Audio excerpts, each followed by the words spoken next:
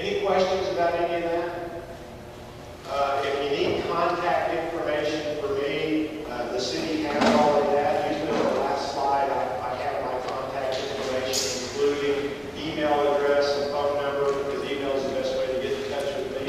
And I never mind answering questions if I can from businesses. And if I don't know the answer, I can refer you to someone hopefully that does, whether it's someone in the TCEQ or someone in law enforcement or even someone in Austin, one of the attorneys up there that can try to answer any questions that you might have.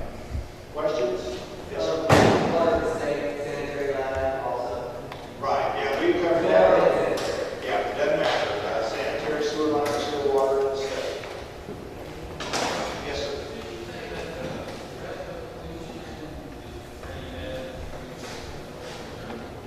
Well, the question was whether or not the threat of pollution is the same as pollution itself. I mean, it's not the same, but for the statutory purposes, we don't have to prove that in every instance that pollution was actually caused.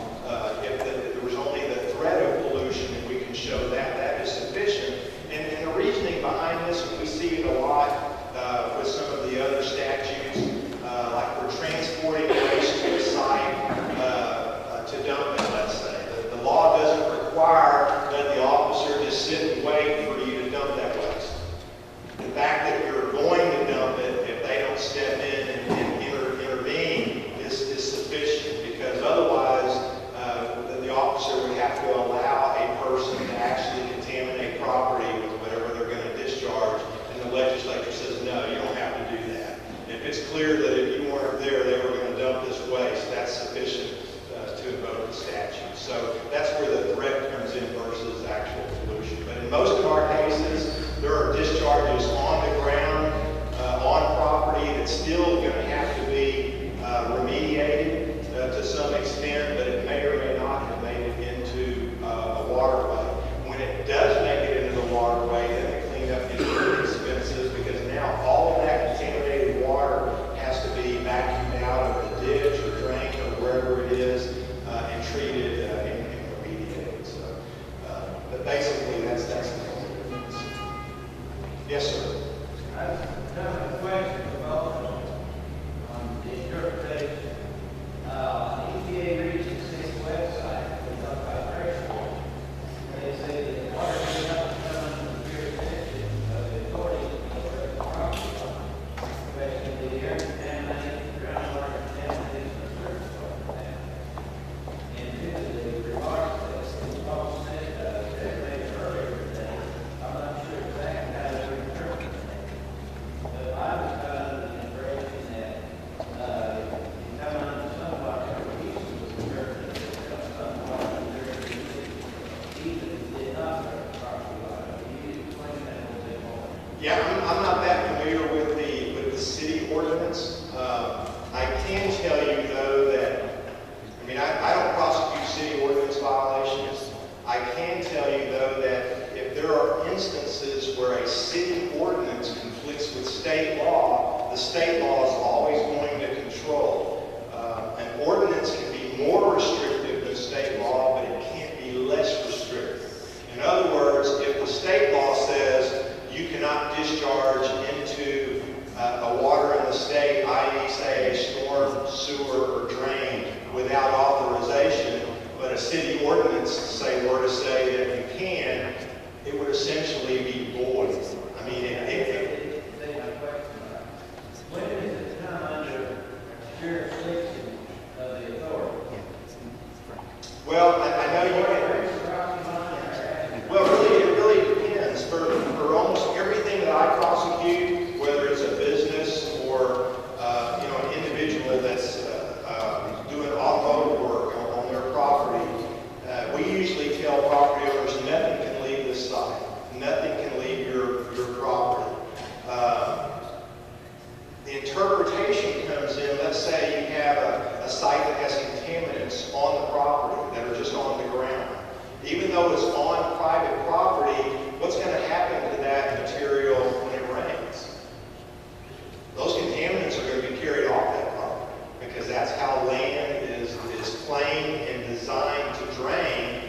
why we have drainage ditches and sewers, so that properties don't flood. And that's the big concern with oil on the ground, is that when it rains, the rain's going to carry that stuff off and carry it into the drains. So even if it's on private property, generally what we're looking for is where's the nearest water course, where's the nearest drain, whether it's a floor drain, whether it's a storm sewer, whether it's a drainage ditch, and we're going to sample those areas as well, because generally there's going to be evidence of contaminants in there. I'm sorry? You're saying off property, not on property. We do both. We always sample off property because we want to see if there's been migration off property, but we're also going to look for the source of those contaminants and the source of that discharge and go onto the property and see where it's coming from, whether it's a container, a spill of some sort, or whatever it might be. So we're doing both. Generally speaking, though, you're right in the sense that if material is contained to your property, then that's not something environmentally that we're normally concerned with, unless if it's left unattended and we have rainfall that's going to be carried off the property, then we are concerned with something like that. But let's say you have spills on your property in a completely enclosed area. We don't really care about that. Why you want to work in those conditions, I'm not sure, but you know that's your business if it's in an enclosed area. But yeah, we're generally concerned about what's going to be leaving the site, what's going to be breaking the plane of the property and entering either city easements, county easements, storm sewers, that sort of thing. Yeah, and of course properties that have drains on them, as almost all of them do, to prevent flooding and stuff. We're concerned about material getting into the drainage and collection systems, on a person's property as well. Because unfortunately, the only thing that's supposed to go into those drains is stormwater, but a lot of times industrial waste ends up going into those drains too and gets carried out to the bodies. Sir, continuing on that same line, it would be a person forced to trucks repeatedly on the same location on a gravel lot where the water soaks down into the gravel so that it's not washing off the property. How do we treat this? How do we view that situation? It did not get into the storm sewer on property. Be discharged. It's soaking into the ground. It depends a lot on what's being washed off. We're talking just dirt and grime. We wouldn't probably do anything. No, it's not normally what has oil in it. Yeah, now depending on what the oil saturation, we would probably sample the property. Determine what kind of sample or what kind of oil discharge return to the property. That's what we have to discuss. Whether if it's I want to say an insignificant amount, but if it's an appreciable amount caused by repeat washing there, we would probably bring somebody else in, an engineering type thing from the city to say, okay, if you're going to continue to do this washing, you're going to have to install a commercial car. You're going to have to get the rip-wrap low water separator and hook up to the city line to discharge to the sanitary system after it's done those two things. You can't, if you're going to commercially do something like that car wash, just using as an example, you're going to repeatedly do that, you're going to have to get a commercial system in there. We may not necessarily file a criminal charge, we may refer them, they're going to have to do that or cease that activity. And they'll have to remediate whatever the levels are on that property. It's a case, sort of a case-by-case basis on something like that. We have to look and see what kind of contamination level. If the contamination levels are real high, we're going to do a report, we'll check the garage, or we can't introduce, remember we talked about the local land with water, you cannot do it within that period. Okay, so it's going to be up to him whether, and briefing on those circumstances, it'll be up to him whether he wants to assess felony charge, a lesser misdemeanor charge, or not prosecute at all. And make them go the other route and get the commercial stuff in and cleaned up. Any other questions? Now, I did want to say along those lines, we've had situations where, we have some time lag between the time the investigating officers are, say, at your facility or job site and investigating the case and then putting it together, sending it to our office. And there's usually some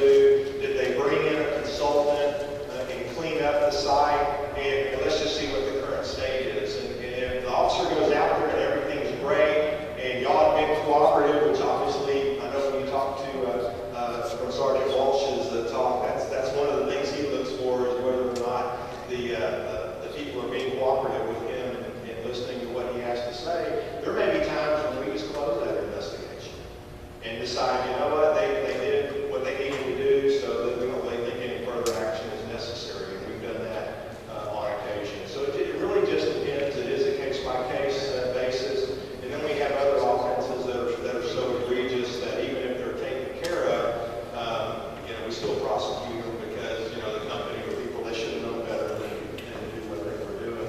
You saw from a lot of the pictures that Steve showed you that, some people, they're not going to stop until they do get caught, until they are prosecuted. Unfortunately, we do have to put some people in jail to get their attention, but that's just the way it is there. So, any other questions that I can answer? Again, feel free to contact me if you need to, or if you have questions.